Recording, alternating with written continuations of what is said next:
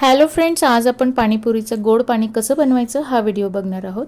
तर पाणीपुरीचं आंबट गोड पाणी बनवण्यासाठी सर्वात आधी अर्धा कप चिंच घ्यायची आहे, 1 कप एवढा गूळ घ्यायचा आहे, थोडंसं पाणी घालायचं आणि कुकरमध्ये हे शिजवण्यासाठी ठेवायचं आहे। अगदी 2च शिट्ट्या याच्या काढून घ्यायच्या आहेत।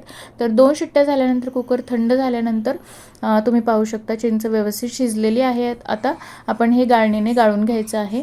तर अशा प्रकारची किंवा पुरणाची जी चाळणी असते ना त्यातून ह्याला व्यवस्थित गाळून घ्यायचं आहे। तर पाणी टाकून थोडं थोडं गाळून घ्यायचं आणि चिंचेचं पाणी करताना थोडंसं घट्टसर ठेवायचं। यामध्ये आपण चाट मसाला घालू, थोडंसं काळं मीठ घालायचं आहे, जिरा पावडर घालायची आहे, लाल तिखट घालायचं आहे। हे लाल तिखट काश्मीरी लाल तिखट आहे आणि थोडंसं साधं मीठ घालून आता या ठिकाणी हे चिंचेचं आंबट गोड पाणी तयार आहे। तर या पुढच्या व्हिडिओमध्ये आपण रगडा कसा बनवायचा हे पाहणार आहोत। Keep watching, stay connected.